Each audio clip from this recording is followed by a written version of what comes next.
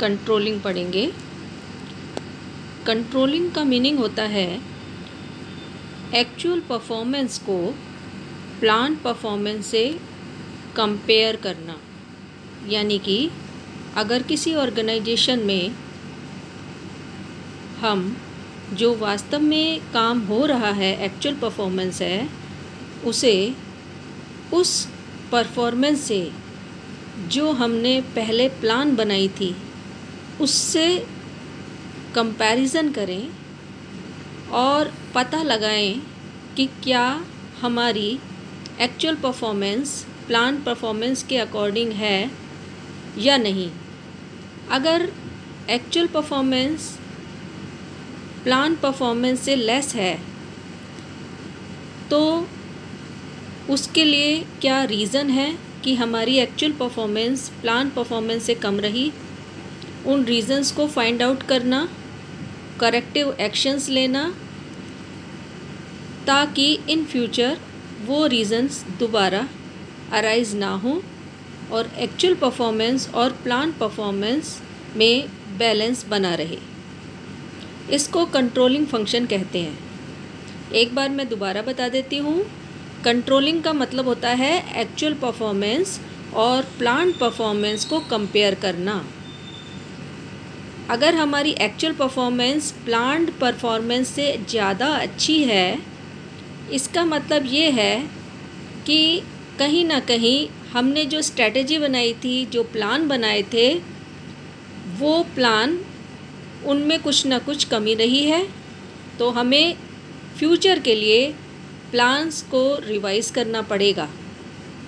ऐसा भी हो सकता है कि हमारी एक्चुअल परफॉर्मेंस प्लान परफॉर्मेंस से कम हो, लेस हो। तो उस केस में हमें देखना पड़ेगा कि कौन से रीज़न्स हैं जिनकी वजह से एक्चुअल परफॉर्मेंस प्लान परफॉर्मेंस से कम हुई है, और उन रीज़न्स का पता लगा के करेक्टिव एक्शन लेने पड़ेंगे ताकि इन फ्यूचर ये दोबारा डेविएशन अराइज ना हो। डेविएशन का मतलब एक्चुअल परफॉर्मेंस और प्लान परफॉर्मेंस के बीच का डिफरेंस। डेविएशन पॉजिटिव भी हो सकती है, नेगेटिव भी हो सकती है। पॉजिटिव डेविएशन का मतलब अगर एक्चुअल परफॉर्मेंस ज़्यादा है, मोर देन है प्लान परफॉर्मेंस से, तो हम उसे पॉजिटिव डेविएशन कहते हैं। पॉजिटिव डेविएशन को अच्छा माना जाता है। और नेगेटिव डेविएशन वो होती है जिसमें एक्चुअल परफॉर्मेंस प्लान परफॉर्मेंस से कम होती है, लेस होती है। बच्चों, कंट्रोलिंग के बारे में आज हम और विस्तार से पढ़ेंगे। कंट्रोलिंग में जो हमारे लर्निंग ऑब्जेक्टिव्स होंगे, सबसे पहले मीनिंग ऑफ कंट्रोलिंग जो हम अभी पढ़ा है हमने, इसके बाद nature of controlling, importance of controlling, relationship between planning and controlling. ये पहले काफ़ी डिटेल में भी आता था, लेकिन अब ये आपके सिलेबस से डिलीट हो गया है। Relationship between planning and controlling syllabus से डिलीट हो चुका है बच्चों। इसके बाद है कंट्रोलिंग प्रोसेस पढ़ेंगे हम और डेविएशंस के बारे में चर्चा करेंगे। तो सबसे पहले मीनिंग ऑफ कंट्रोलिंग जो मैंने अभी बताया था आपको, इसमें हम एक्चुअल परफॉर्मेंस और प्लान परफॉर्मेंस में कंपैरिजन करेंगे। और उसके बाद अगर डेविएशन नेगेटिव आती है तो उसके रीज़न्स फाइंड आउट करना है, करेक्टिव एक्शंस लेने हैं ताकि इन फ्यूचर दोबारा नेगेटिव डेविएशंस अराइज ना हो। अगर पॉजिटिव डेविएशंस हैं तो उन्हीं प्लान्स को हम इन फ्यूचर भी कंटिन्यू कर सकते हैं। ठीक है बच्चों, अब हम पढ़ेंगे nature of controlling. Nature of controlling या फीचर ऑफ कंट्रोलिंग एक ही बात होती है। जैसे मैनेजमेंट के सभी फंक्शंस के फीचर हैं, उनमें से 3 फीचर तो कॉमन हैं, वही 3 फीचर कंट्रोलिंग के भी हैं। गोल ओरिएंटेड फंक्शन, यानी कि कंट्रोलिंग में जो भी काम होता है ऑर्गेनाइजेशन के गोल को अचीव करने के लिए होता है, क्योंकि कंट्रोलिंग में ये देखा जाता है कि जो भी एक्टिविटीज़ हो रही हैं वो प्लान के अकॉर्डिंग हो रही हैं या नहीं, और नहीं हो रही तो करेक्टिव एक्शन लेके प्लान के अकॉर्डिंग एक्टिविटीज़ को किया जाता है और गोल अचीव किए जाते हैं। तो कंट्रोलिंग गोल ओरिएंटेड फंक्शन है। सेकंड फीचर आता है इसका ऑल परवेसिव फंक्शन। परवेसिव का मतलब होता है हर लेवल पे कंट्रोलिंग जरूरी है। Controlling is compulsory at all levels, top level, middle level, lower level, सभी में कंट्रोलिंग ज़रूरी होती है। हर जगह कंट्रोलिंग ज़रूरी है डिसिप्लिन के लिए और हर चीज़ को व्यवस्थित रखने के लिए। इसके बाद continuous function. Controlling never ending process है, ये लगातार चलने वाली प्रक्रिया है, कंटिन्यूअस फंक्शन है। इसके बाद फोर्थ फीचर इसका आता है backward looking as well as forward looking. Backward looking का मतलब इसमें पिछली परफॉर्मेंस को देख के और करंट परफॉर्मेंस से कंपैरिजन करके फिर एक्शन लिए जाते हैं कंट्रोलिंग में। तो बैकवर्ड लुकिंग है क्योंकि हम पास्ट परफॉर्मेंस को इसमें स्टडी करते हैं, जो हमने प्लान बनाए हैं या हमारी पिछली परफॉर्मेंस रही है उसको हम करंट परफॉर्मेंस या एक्चुअल परफॉर्मेंस से कंपेयर करते हैं इसमें। अच्छा जी, इसके बाद फॉरवर्ड लुकिंग है क्योंकि जब हम कंपैरिजन करते हैं और कोई नेगेटिव डेविएशन आती है तो उसको दूर किया जाता है ताकि इन फ्यूचर वो डेविएशंस दोबारा अराइज ना हो। तो फॉरवर्ड लुकिंग है क्योंकि फ्यूचर को भी इंडिकेट कर रहा है ये, है ना बच्चों। तो ये 4 फीचर मेन है इसके। इनको फीचर ऑफ कंट्रोलिंग भी कह सकते हो या नेचर ऑफ कंट्रोलिंग, बात एक ही है, बहुत सिंपल है ये। इसके बाद आती है importance of controlling. Importance of controlling की अगर हम बात करें तो इसमें जो पहला इम्पोर्टेंस है वो है गोल अचीवमेंट करना, helps in achieving organizational goal. Organization के गोल्स को अचीव करने में कंट्रोलिंग हेल्प करती है। ये इसका पहला फीचर भी था, गोल ओरिएंटेड होता है कंट्रोलिंग।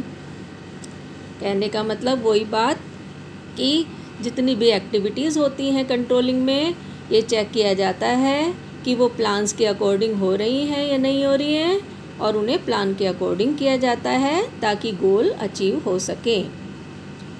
सेकंड इसकी इम्पोर्टेंस है judging accuracy of standards. Accuracy of standards को जज करने का काम भी कंट्रोलिंग में किया जाता है।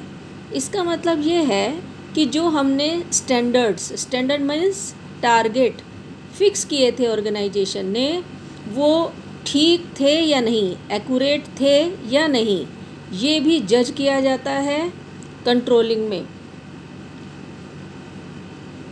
ये देखा जाता है कि जो हमने स्टैंडर्ड या टारगेट फिक्स किए थे वो ठीक हैं या नहीं, क्योंकि एक अच्छा कंट्रोल सिस्टम वही होता है जिसमें समय समय पर स्टैंडर्ड्स को रिवाइज किया जाता है और एनवायरनमेंट के चेंजेस के अकॉर्डिंग उसको मैच किया जाता है। यानी जो भी एनवायरनमेंट में चेंजेस आए हैं उसके अकॉर्डिंग टारगेट में भी चेंजेस लाए जाते हैं। जैसे बच्चों आजकल कोरोना वायरस की वजह से, लॉकडाउन की वजह से इकोनॉमी बहुत डाउन हो गई, तो बहुत बड़ी बड़ी कंपनियां जो बहुत बड़े टारगेट रखती थी, अपने बहुत बड़े स्टैंडर्ड मेंटेन करती थी, अब उन्होंने अपने टारगेट कम कर दिए हैं। तो ये एनवायरमेंटल चेंजेस की वजह से ही तो इनको चेंज करने पड़े अपने स्टैंडर्ड और टारगेट। तो ये कंट्रोल करने के लिए सब चीज़ों को ध्यान में रखते हुए स्टैंडर्ड्स को रिवाइज़ किया जाता है। ये देखा जाता है कि हमारे स्टैंडर्ड ठीक हैं या नहीं, ये कंट्रोलिंग फंक्शन के द्वारा ही चेक किया जाता है। इसके बाद बात आती है making efficient use of resources. Controlling के फंक्शन से एक मैनेजर ये चेक करता है कि जो रिसोर्सेज हैं, जो संसाधन यूज़ किए जाते हैं ऑर्गेनाइजेशन में, उनका एफिशिएंट यूज़ हो रहा है या नहीं, उनका कुशलतम इस्तेमाल हो रहा है या नहीं, कोई मिसयूज़ तो नहीं कर रहा है रिसोर्सेज का। ये सब कंट्रोलिंग फंक्शन से ही चेक किया जाता है, और कहीं पर मिसयूज़ होता है तो करेक्टिव एक्शन लेके उसको ठीक किया जाता है। इसके बाद अगली इम्पोर्टेंस है improving employees motivation. Controlling function बहुत इफ़ेक्टिव अगर होता है तो उसमें जितने भी गोल्स होते हैं और स्टैंडर्ड फिक्स किए जाते हैं वो पहले से पहले ही सभी एम्प्लॉइज़ को एडवांस में बता दिए जाते हैं। अब जब सबको पहले ही एडवांस में गोल अचीव पता चल जाए कि कौन से गोल अचीव होने हैं और क्या टारगेट होंगे जिनको अचीव करके उनकी इंक्रीमेंट हो सकता है, प्रमोशन हो सकता है, तो सब लोग उन्हीं टारगेट्स को अचीव करने में लग जाएंगे। इससे उनको मोटिवेशन मिलेगा अच्छे से काम करने का।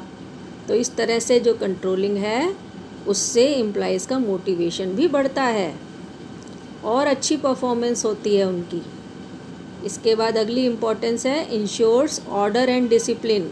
ये तो सभी जानते हैं कि कंट्रोल जहाँ पर अच्छा होता है, इफ़ेक्टिव होता है, वहाँ पर अनुशासन अपने आप ही मेंटेन हो जाता है, डिसिप्लिन अपने आप ही मेंटेन हो जाता है और हर चीज़ व्यवस्थित होती है उस जगह पर जहाँ पर कंट्रोल अच्छा होता है, स्ट्रिक्ट होता है और स्टडी होता है। लगातार कंट्रोल होता है और स्ट्रिक्ट कंट्रोल होता है।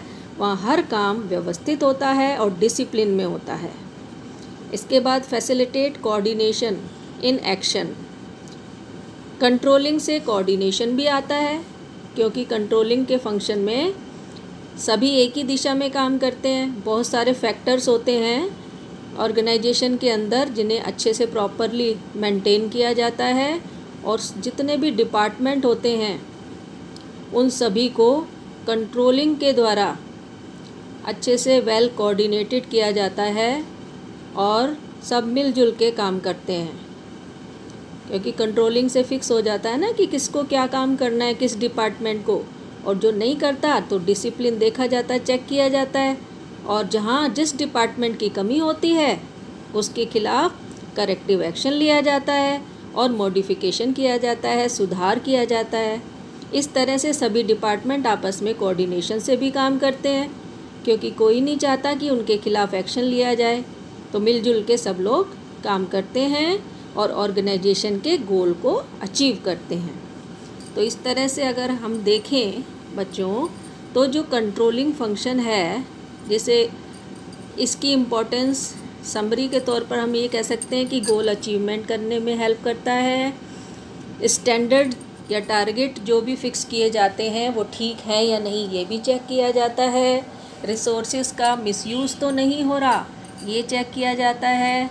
एम्प्लॉइज़ को मोटिवेट किया जाता है अच्छा काम करने के लिए कंट्रोलिंग के द्वारा क्योंकि उन्हें पहले से ही गोल बता दिए जाते हैं और उन्हें स्टैंडर्ड बता दिए जाते हैं अप्रेजल के कि भाई ये टारगेट या स्टैंडर्ड अचीव करोगे तो आपका इंक्रीमेंट होगा, आपकी प्रमोशन होगी, तो वो अच्छा काम करने के लिए मोटिवेटेड होते हैं। और कंट्रोलिंग की वजह से ही ऑर्गेनाइजेशन में ऑर्डर और डिसिप्लिन मेंटेन रहता है और सभी और डिपार्टमेंट ऑर्गेनाइजेशन के कोऑर्डिनेशन के साथ काम करते हैं, मिलजुल के काम करते हैं। तो ये इम्पोर्टेंस है कंट्रोलिंग की। अब हम बात करते हैं कंट्रोलिंग के प्रोसेस की, क्योंकि कंट्रोलिंग का जो प्लानिंग से रिलेशन है ये सिलेबस से हट गया है। अब हम कंट्रोलिंग के प्रोसेस की बात करते हैं बच्चों।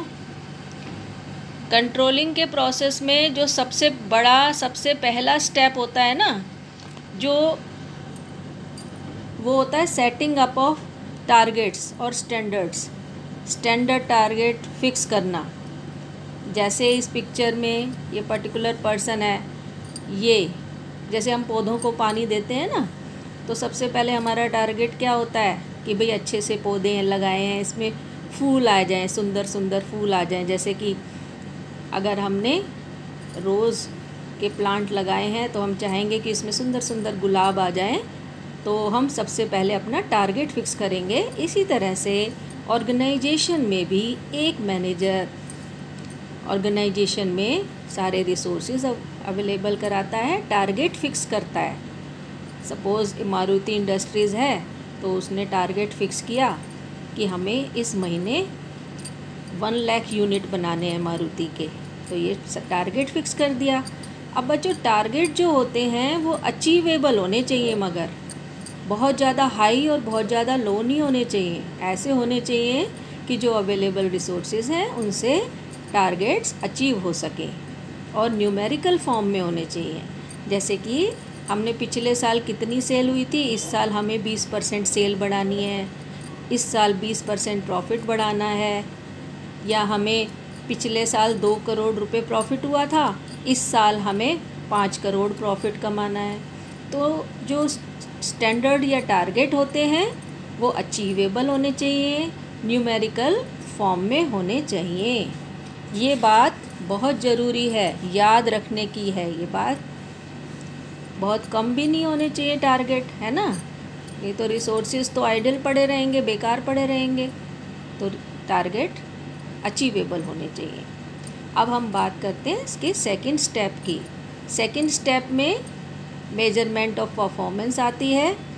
कहने का मतलब ये है कि जब हमने टारगेट फिक्स कर दिए हैं तो उसके बाद जो काम चल रहा है ऑर्गेनाइजेशन में उसको नापा जाता है, उसको देखा जाता है कि कितना काम चल रहा है, कितने हमने प्लान के अकॉर्डिंग काम चल रहा है या नहीं चल रहा है, ये देखा जाता है। परफॉर्मेंस को नापना होता है। यानी कि अगर हमने 1 लाख यूनिट बनाने हैं 1 महीने में, तो आज की डेट में अगर 10 दिन पूरे हो चुके हैं गोल टारगेट फिक्स किए हुए, तो हमारी आज की परफॉर्मेंस कितनी है, उस परफॉर्मेंस को मेज़र किया जाता है, नापा जाता है।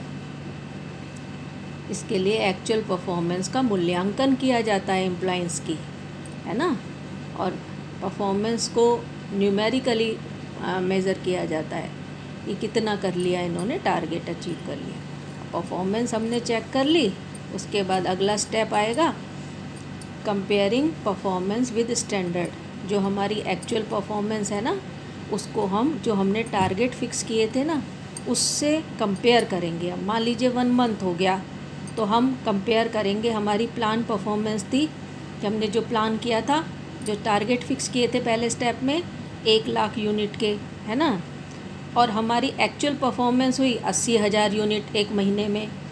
तो हमने यहाँ पर कंपैरिजन किया है, कंपेयर किया, तुलना की। अब जब हमने तुलना की तो यहाँ पर हमने पाया कि यहाँ पर 20,000 यूनिट अभी कम है। जो 1 लाख यूनिट होने चाहिए थे 1 महीने में, वो 80,000 यूनिट ही बन पाए। तो 20,000 यूनिट अभी कम है। तो अगले स्टेप में हम ये जो कमी है 20,000 यूनिट की, इसे डेविएशन कहते हैं, उन्हें एनालाइज करेंगे।